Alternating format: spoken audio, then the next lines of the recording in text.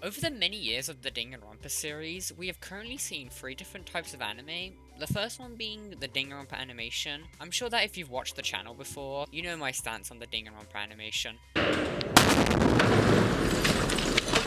The second one was the Danganronpa 3 anime, airing in 2016, and included two different arcs, being Despair arc, focusing on the Danganronpa 2 cast within their time at Hope's Peak Academy, and the other arc being Future arc, focusing on the new killing game at the Future Foundation headquarters. A lot of people don't like the Danganronpa 3 anime. It has its ups and downs, but I can definitely see why. However, in my honest opinion, I feel like it did a lot right for the series, and it even introduced some amazing characters. But yes, there was a lot of bad things in the anime. Kamakura, Kamakura, yes, queen! And the last type of animation is what this video is focusing on, and surprisingly not a lot of people know about it. What I'm talking about is Danganronpa 2.5. I'll explain what this is for the people out there who don't know what this is, but basically Danganronpa 2.5 is a one episode OVA, which for the most part means that it's separate from the original story or series and tries to do something different, which is why OVAs are not part of a main series. Hopefully I explained that right. But the reason why this wasn't a part of the Danganronpa 3 anime is because in this OVA, because the main protagonist is Nagito Komaeda. However, something is a bit different here. Instead of being the ultimate lucky student, he is instead the ultimate unlucky student. The story is set during the time the Danganronpa 2 cast was at Hope's Peak Academy, so basically Despair arc in the Danganronpa 3 anime. And well, suddenly during the episode, a character that by the name of the Destroyer of the World is shown doing some very inhuman actions and starts causing trouble for Komaeda and his friends. Again, like I mentioned earlier, not a lot of Danganronpa fans have seen or heard about Danganronpa 2.5. My guess is two reasons. The first reason being is that it was bundled in the limited edition of Danganronpa V3, since it was releasing during the same time, and it wasn't put online or anywhere else till way later on. And the other reason would be that it was a Japanese exclusive. Like I said in my Danganronpa crossover video, a lot of people didn't know about these Danganronpa crossovers or Danganronpa collabs because it only released in Japan.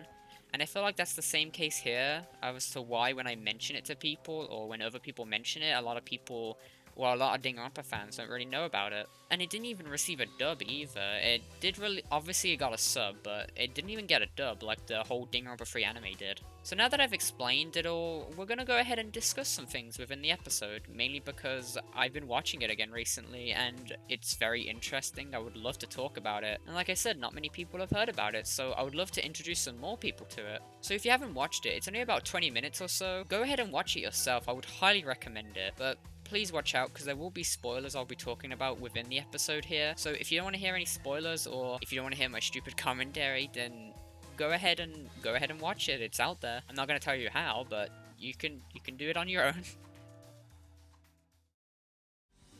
So it starts out with Sayaka doing Sayaka things and then all of a sudden Boom. Okay, so the first thing that I want to discuss within this episode is this Makoto and Sayaka scene. I haven't seen many people talk about it or mention it, so my apologies if it's been talked about a lot. But we see that Sayaka tripped over while Makoto goes up to help her, acting very confident as the sun shines on him, and even calling her Buttercup at one point. Now if you know Makoto, you clearly know that this isn't right at all. Even though when he's grown up in the Danganronpa 3 Future arc, he's a lot more confident. But this was during the time that he was at Hope's Peak.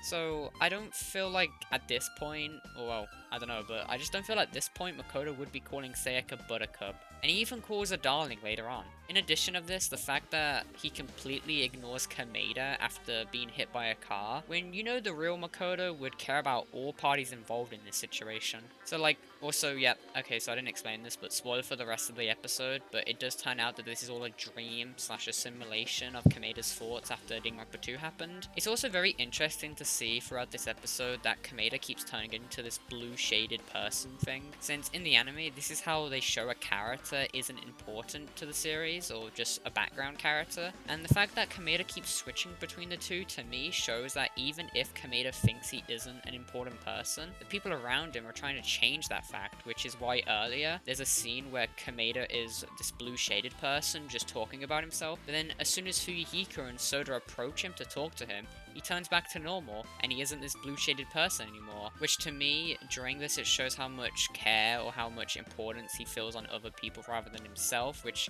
we kind of already know that from Danganronpa 2, but yeah. And okay, I must admit, Soda's pretty funny in this episode.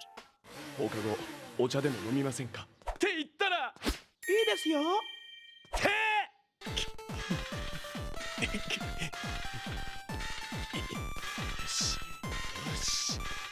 Oh!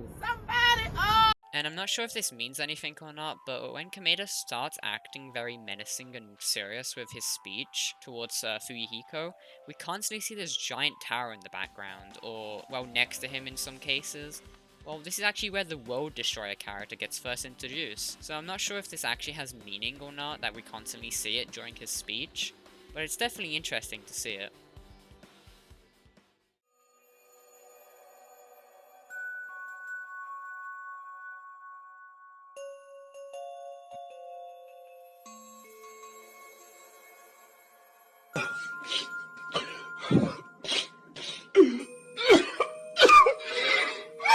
So yeah, Soda just kind of dies off camera. They don't say why or how, but soon enough Fuyuhiko finds out that Soda was murdered by the World Destroyer, and he seeks to get revenge, with Sonya tagging along too. Kameda tries to stop them from going as it's too dangerous, and when offered to help, he said he would only get in the way, which again goes back to this thing where he feels like he's useless unless there's people around him. And well, I won't show, but long story short, they get to fight the World Destroyer, they end up losing and dying, causing Kameda to get involved in this whole ordeal. And during this scene, we actually see the World Destroyer talk to Kameda on the phone. You're a poopy head.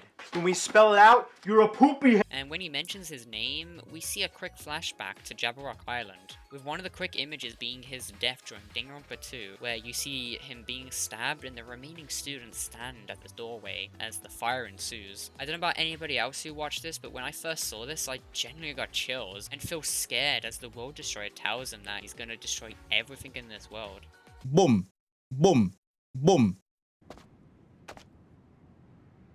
And the final scene within the simulation is a talk between Kameda and the World Destroyer. We already know about this with Kameda's character, but it's genuinely interesting to see Kameda trying to stay calm while also being mad, because his friends dying, it's clearly affected him and it's clearly made him upset and mad. You know, other characters in the series would generally just lose it and just leash out their anger towards him. Furthermore, something I noticed within this scene too is that throughout the whole thing, Kameda talks about hating talent and wishing that it wasn't a thing in the first place in order for people to be happy. In this world, that is. But during this scene, we see that Kameda uses his unlucky streak, as he calls it, or describes it more so, to use it as a talent against the World Destroyer. We see him test it out with the, I don't know what that is, but we see him test it out with this, and we see that he perfectly catches the baseball right afterwards. And like I said, it's showing the viewer, well, I think it is anyways, that it's showing the viewer that he's trying to use his own unlucky talent in his favor, even though he hates talent himself. Just something interesting to point out.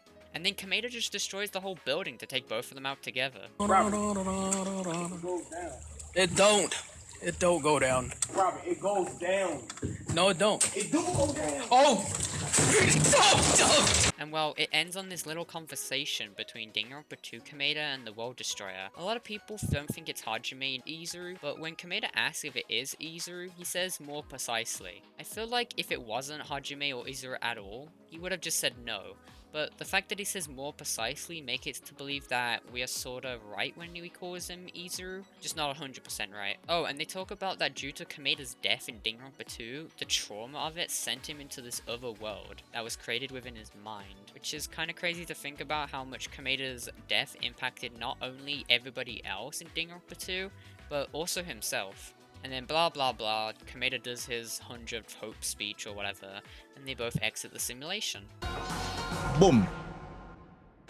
Bruv, do I look like the kind of guy that my man can violate, bruv? And then we see Kameda waking up to Hajime in a direct reference to how Kameda greeted Hajime in Danganronpa 2 using the exact same wording of, Hey, can you hear me? Are you okay?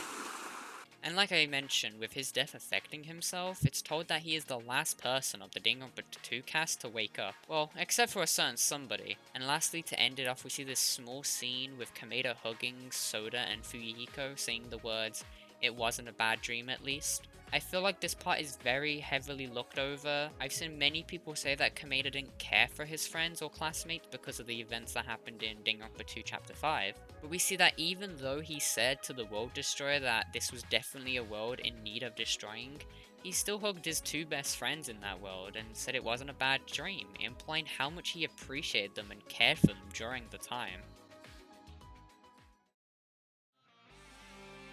So in conclusion, this was a nice little bonus to go back to and watch. Like I said near the start, if you haven't watched it, it's only around 20 minutes or so, and it's a very pleasant watch. It explains a lot of Kameda's thoughts, his point of views, or many of the things I've explained within this video.